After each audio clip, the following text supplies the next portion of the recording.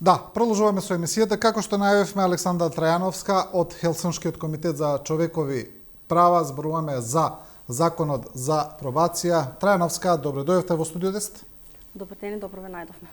Ви имавте еден извештај за пробацијата, како се спроведува, дали се спроведува, кои се главните предизвици, ајде да речеме, на оваа поле. Па еве да почнеме со тоа, со самиот извештај. Тоа е мониторинг на спроведување на стратегијата за развој на пробацијска служба. Еве читам како е основниот наслов: воспоставување услуги во заедницата за поддршка преку ресоцијализација и реинтеграција на поранешни осудени лица, финансиран од Европската Унија.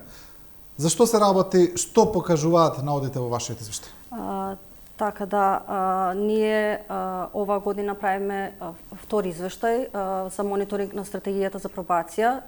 Да образложам прво стратегијата за пробација донесена 2025 година за развој на пробацијската служба и е со период до 2025 година. Ние во рамки на овој проект, што го кажавте, Хелсиншкиот комитет во партнерство со Сдруженијето на млади правници, Избор и Македонско пенолошко друштво го имплементираме овој проект и во рамките на него го следиме развојот на пробацијската служба.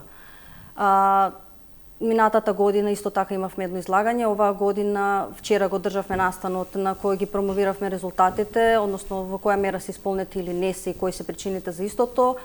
Се со цел да направиме еден независен мониторинг на тоа што е потребно, нели, за да се реформира понатаму правосудниот систем и да има позитивно влијание кон нашите интеграции во Европска Унија.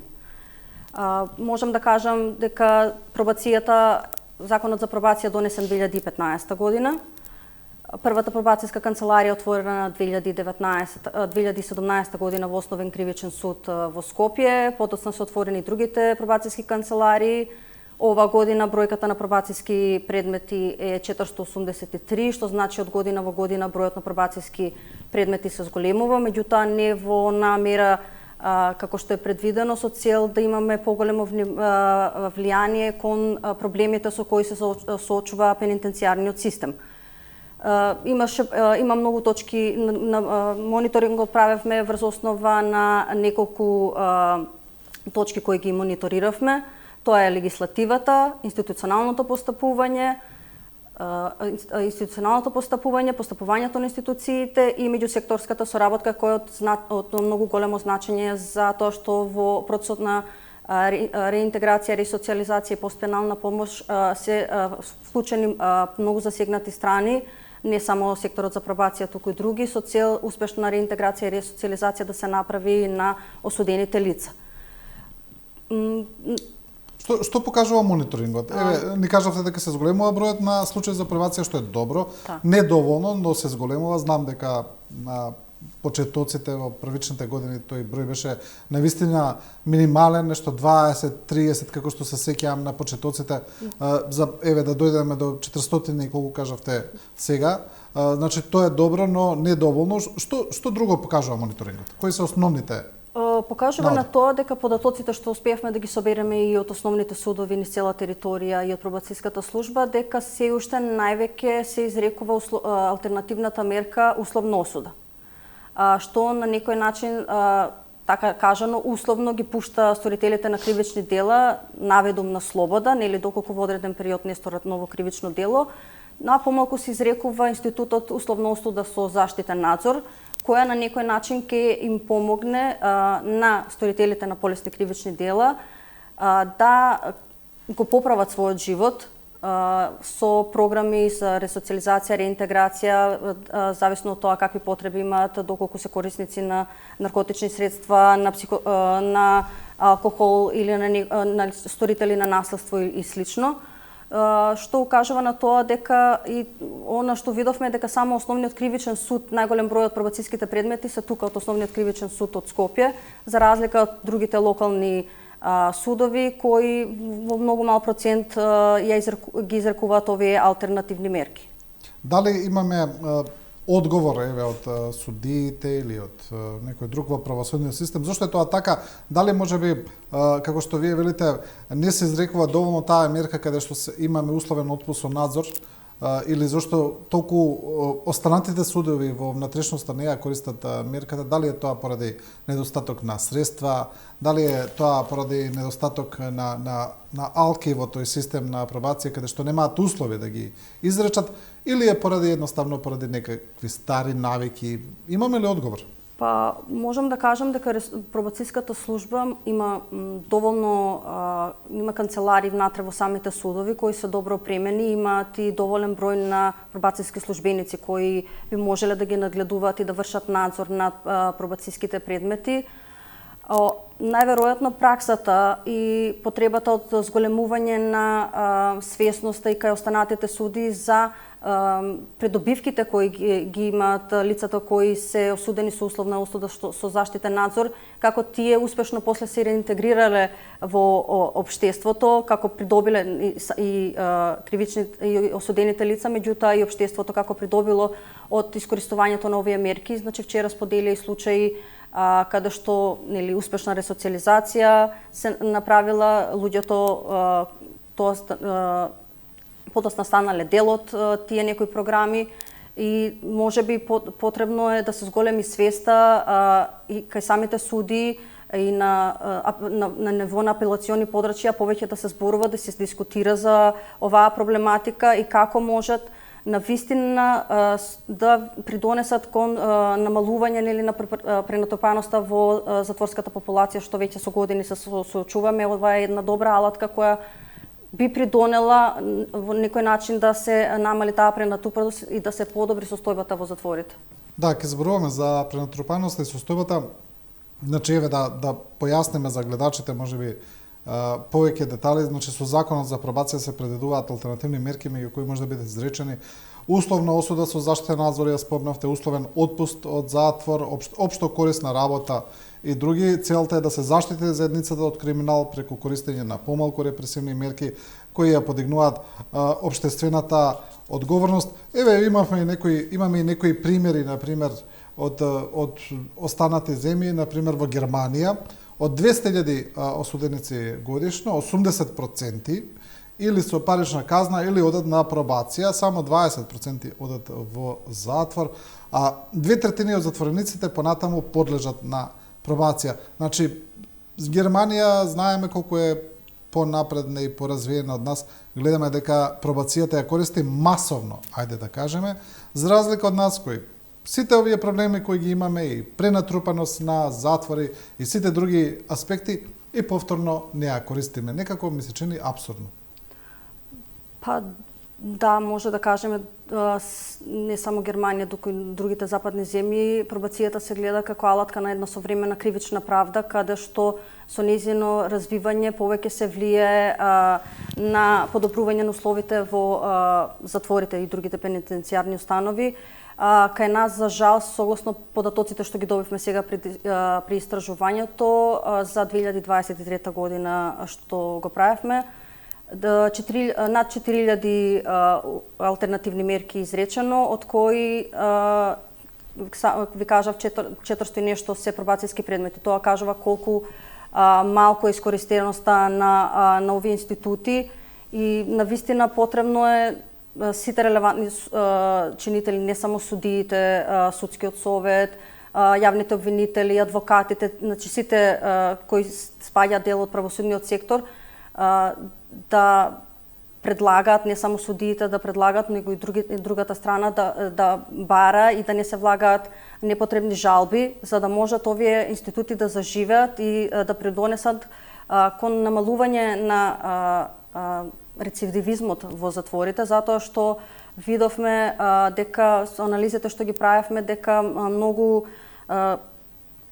обично во затворите над 50% се рецидивисти, а 40 и нешто посто се првопрестапници, што значи дека доколку би се направила правилна ресоциализација, реинтеграција и луѓето би биле активни чинители во општеството, можеби би се намалило на некој начин и стапката на рецидивизмот, која се обично случува првите 3 до 6 месеци или првите 1 до 3 години кога осудените лица ќе излезат надвор во општеството. Да, тој огромен број на повратници во затворите половина, да речеме, дека се повратници, тоа кажува дека ресоциализацијата не функционира баш во затворскиот систем. Вие спомнавте дека сите чинители треба да бараат, предпоставам, мислите и на адвокатите, на бранителите, но и на обвинителството, предпоставам, во целиот тој процес не е само до судиите. Треба ли тогаш, добро, вие и го правите тоа со подигнување на свест, со вашиот мониторинг и со настаните кои ги организирате, меѓутоа дали е потребен еден подсеопфатен пристап на тоа поле од страна и на државата, од Министерството за правда, за една подигнување на свеста кај сите чинители во правосудниот систем за потребата од поголема употреба на пробација? Да, потребно, граѓанскиот сектор го работи тоа, потребно и државата како таква да вложи напори, средства и ресурси за да се видат резултатите, кои се придобивките што државата ги има кога овие алтернативни мерки би се употребувале повеќе, за разлика од тоа што колку повеќе, например, колку чини еден затвореник нели во затвор, колку тоа ја чини државата, а колку наспроти тоа доколку осуденото лице биде пуштено со нека условна осуда со заштита надзор и на слобода ја извршува својата казна, односно за што е упатен, дали на лекување или нешто друго, кои се придобивките. Може повеќе да се споделуваат, да се прават видеа, настани, за да јавноста свати дека осуденото лице, кратките казни, како што се 6 месеци до 1 година, подобро е осудените лица да ги извршуваат надвор во општеството, каде што ќе се ресоциализираат и рехабилитираат, туку внатре во затворот додека тие влезат, за брзо време не можат ни да се вклопат и излегуваат и тука, значи, имаме други проблеми, се отфрлени од општеството, не можат да најдат работа, се соочуваат со разни проблеми и потребно е и во таа насока потребно е државата која морам да кажам дека управата за извршување на санкции минатата година има одржано 4 тркалезни маси во апелационите подрачја на територијата, каде што заедно со експерти од странство, како и суди од Основниот кривичен суд, на колегите во нашата држава, на другите судии, им ги презентирале придобивките од изрекување на алтернативни санкции и се надевам дека исто така ќе продолжат со вакви активности, што наредна година ќе прикажат многу подобри резултати во однос на мониторингот кога ќе го правиме на стратегијата. Дали постои некаков пристап, дали малку уште додатен, најде да не речеме поинака во однос на тоа на мотивирањето на судиите да изрекуваат повеќе пробација, особено поради пренатрупаноста на затворите, затворскиот систем, но гледаме дека тоа продуцира и други моменти каде што е развивање на криминал во самите затвори, корупција во затворите, често имаме извештаи за тоа, имаме и некакви акции на надлежните органи, но ми се чини недоволно. Дали од меѓународно искуство има и друг начин за судиите да се домотивираат да изрекуваат почесто пробација, па тоа да биде некакво системско решение, а не да биде оставено само на волја на судиите? Па може да има системско решение, например во Академија за суди јавни обвинители кои треба нели да ја поминат пред да бидат избрани за суди, да имаат програма каде што исто така задолжително ќе бидат обучени судиите за алтернативните мерки изрекувањето, за да после кога тие ќе излезат во пракса во некои од основните судови, застапуваат за изрекување на вакви кривични санкции, нели за полесни кривични дела. Имаме ли некакво исто така истражување во однос на тоа на луѓето на кои е направена пробација, кои го поминале тој дел, дали потоа има подобрување во ресоциализацијата, во враќањето кон криминалот, дали имаме такви некакви податоци во однос на класичните затвореници, да речем? На класичните затвореници обично оно што стратегијата предвидува за условен отпуст со заштита надзор. Тоа било кога затвореното лице е во затвор одреден период и биде отпуштено од страна на судот одреден временски период. Праксата за жал покажува дека тој временски период е многу краток, значи доколку затвореното лице, осуденото лице било осудено, не знам, 5, 7, 10 години и кога ќе му се даде на него условен отпуст со заштитен надзор 3 месеци многу тешко може да се направи таа ресоциализација која е потребна, затоа што за 3 месеци по една средба не може навистина да се влие на некој што бил внатре во затворскиот систем 7 години, на која му треба поддршка од да се поврзе можеби со семејството, да најде работа, да најде дом и слично. Потребно е судиите исто така да ја насоча таа пракса да се зголеми, доколку лицето било осудено на пример 7 години, тој условен отпуст да трае минимум година и пол, 2, за да навистина на тоа осудено лице може во сите сфери да му се помогне и од Центар за социјални работи и од Агенција за вработување, за да може он да излезе на вистински пат, каде што не би посегнал, нели, доколку нема што да прави, да се врати така наречено на занатот што веќе го знае и она што му е лагодно и да се врати во општеството кое во затвореничкото општество, како да кажам, во затворот. Да, кога зборуваме за затворите, податоците кои јас ги имам, можеби имам и сега и уште понови, дека во затворските капацитети има 2100 лица од прилика, во моментот се целосно пополнети. За издржување казна чекаат уште 2200 кои треба да лежат, а знаеме дека и овие што се веќе во затворите, тоа го гледаме, го слушаме, го кажуваат додуша и надлежните, не се крие, дека нема кревети, дека спијат по ходници. Вие вршите и мониторинг на затворите. Кои се вашите последни извештаи или укажувања таму? Да, ние минатата година извршивме мониторинг во затворите. Можем да кажам генерално дека некаде сословијата е подобрена, меѓутоа се уште генерално земено не е во задоволителна не се задоволителни оние услови во кои живеат осудените лица. Најголем проблем, како што кажавте и сите знаате, е затворот со Идризово. Тука се наоѓаат најголем број на осудени лица, од кои голем дел од нив се лица со безбедносен ризик. Условите таму можеби нема толку многу више да спијат на земја или на душеци или било каде, меѓутоа во една мала просторија живеат не знам, на кревети по 3 или 4 спрата, што е многу, нели, во просторија каде што треба може да има 2-3 лица, живеат 10 луѓе, што е на незадоволително ниво. Влага има во просториите, тоалетите не се соодветно опремени, здравствената заштита не има добра, материјалните услови во глобала не се добри за живот. Во Идризово нема трпезарија, главна трпезарија каде што би можеле, нели, би требало сите осудени лица да за јадење, туку храната си ја чуваат во просториите, таму има ножеви, вилушки, кои знаеме од она што го известуваат и медиумите, често пати може да бидат користени за физички пресметки и меѓу самите затвореници, некогаш и спрема затворската полиција. Се работи, ние работиме и нашите препораки секоја година, не само и минатата година, него и претходните години, апелираат на тоа да се најдат соодветни решенија, трајни решенија, за да можат навистина да се влие и да се намали таа пренатрупаност во затворите. Затворот Идризово уште од 2023, мислам дека беше јуни, е прогласена, нели, безбедносна криза. Затворот го чува армијата. Уште е така, армијата нема допир со затворените лица, меѓутоа од надвор ја чува и се грижи за безбедноста во затворите.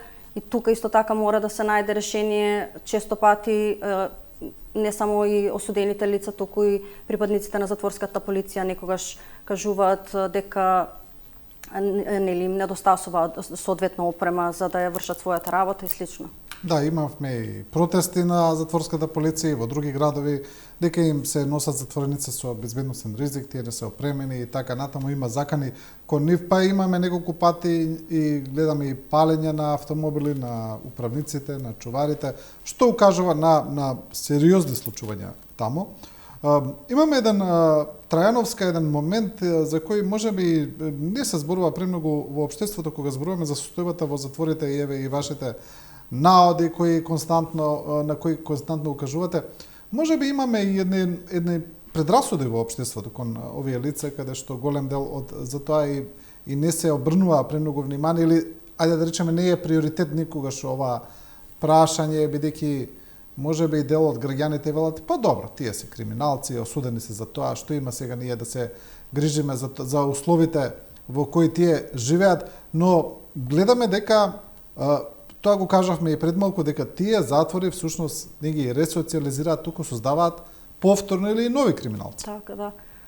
За жал, да, И тоа потоа влијае врз сите нас, се разбира. Така, да, нели, кога ќе излезе некој ќе направи, ако излезе некој од затвор и направи ново кривично дело, тоа влијае за граѓаните што се надвор, меѓутоа и за самото општество, пак има судски трошоци, постапки и слично. Затворот, казнувањето е дел само од она што е функцијата, нели, што треба да ја изврши затворот, меѓутоа друг дел е да се ресоциализираат и реинтегрираат тие луѓе за да можат после да бидат активни чинители во општеството, да можат да функционираат. Не сите, нели, направиле одредено кривично дело, меѓутоа кога се таму потребно е човечкото достоинство да им биде заштитено, да бидат третирани како луѓе, да ги имат основните елементарните услови за живот, да имат вода, храна, соодветни услови за спиење и слично, да не бидат малтретирани, деградирани и слично, за да можат едноставно да не им се скрши духот, затоа што тие се некогаш и семејството, губат контакт со семејството, губат работа, губат едноставно цел животот и граѓаните треба да сватат дека основно човеково право е да човекот после слобода да може да функционира како активен член на општеството, да нема и да се намалат во одреден број тие предрасуди и стереотипи, затоа што ако согласно пресудата тој го поминал времето одредено во затвор, потребно е да му се дадат сите можни ресурси и шанси кога тој ќе излезе надвор, да може да функционира како рамноправен граѓанин во ова општество. Да, гледаме дека и во светот има различен пристап кон ова прашање, имаме системи кои се прилично репресивни кон затворениците, но имаме и еден многу полиберален пристап во кој предничат особено скандинавските земји, каде што онака прозаично се вели дека затворите се како хотели. Имаме ли истражувања како влијае кој систем? Дали е подобар овој пристап или не? Потоа пред се зборуваме за ресоциализација и реинтеграција. Потребно е активностите што се предвидени за ресоциализација и реинтеграција во затворите навистина да почнат да функционираат. Освен програмите во секторите за ресоциализација и реинтеграција во затворите нема доволно кадар. Значи ние во сите овие институции не само недостасуваат социјални работници, психолози кои што би можеле да им помогнат на осудените лица додека се таму, да поминат низ одредени процеси кои подоцна навистина ќе им помогнат тие да излезат рехабилитирани и ресоциализирани надвор од затворите. Да, јас најдов и други проблеми со кои се соочуваат, освен вие исто така правите извештај и за тортура во затворите. Имаме и така наречен затворски туризам, нееднаков третман помеѓу затвореници мажи и жени, право на информирање на затворениците, право за задоволување на верски потреби и ред други прашања за кои исто така многу малку се зборува. И има многу затворите се соочуваат со голем број проблеми, како што спомнавте, еден од тие, например, само во Идризово има женско оделение.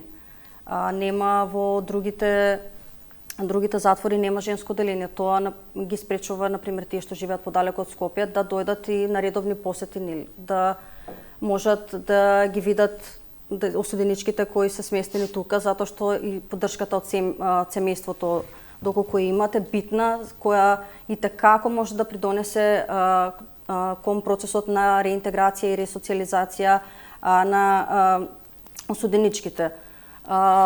Се соочуваат со, например, во затворот во Куманово немаат вода за пиење. На чешмата нема вода, доколку винарија во близина не отвори некој вентил таму, затворот нема вода, што е основна потреба секојдневна која треба да ги задоволи потребите на осудените лица.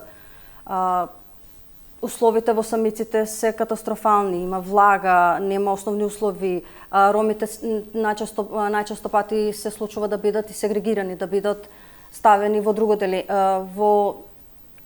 наместо да бидат во оделот во кој што треба да одслужуваат казна, некогаш сите се групирани во полошите услови од затворот, каде што, например, има повеќе влага или слично. Да, добро. Еве, за крај на разговорот да се вратиме повторно кон она со што и почнавме, тоа е пробацијата. Во однос на вашиот извештај, имаме ли некакви генерални заклучоци, нешто што не кажавме до сега за да ја заокружиме приказната и како да се подобриме на ова поле? Па да, оно што го кажавме веќе, потребно е сите релевантни чинители што се предвидени во стратегијата и државата како таква да работи кон промоција на тамошно развивање на пробацијската служба, затоа што како што и самите кажавте, истражувањата покажуваат во западните земји и такако има успех и во примена на овие алтернативни мерки. Потребно е да се охрабрат судиите да носат вакви одлуки, каде што за помали казни сторителите на кривични дела ќе бидат казнети полесно и на некој начин ќе придонесат кон општеството, а не само да бидат казнети со казна затвор, туку навистина да им се смени животот и да можат и целото општество да има придобивки од тоа. Друго што би сакала да кажам, потребно е да се направат и законски измени, што ги предвидува и стратегијата, ние ги спомнавме. Општо корисната работа се изрекува само за одреден број на кривични дела. Потребно е да се зголеми опсегот на кој што веќе предвиден со стратегијата, да се зголеми опсегот за да може да биде изрекувана општо корисна работа која би се искористила исто така како добар чекор кон ресоциализација и реинтеграција на осудените лица. Да, добро. Ете, во ред тоа нека биде како еден генерален заклучок и насоки за понатамошно делување. Трајновска, ви благодарам за ова гостување. Хелсиншкиот комитет знам дека останува да работи на овие проблематики. Фала, поздрав. И со ова гостување го завршуваме и ова Студио 10. Почитувани, ви благодариме на вниманието и на довербата и останете со програмата на телевизија 24.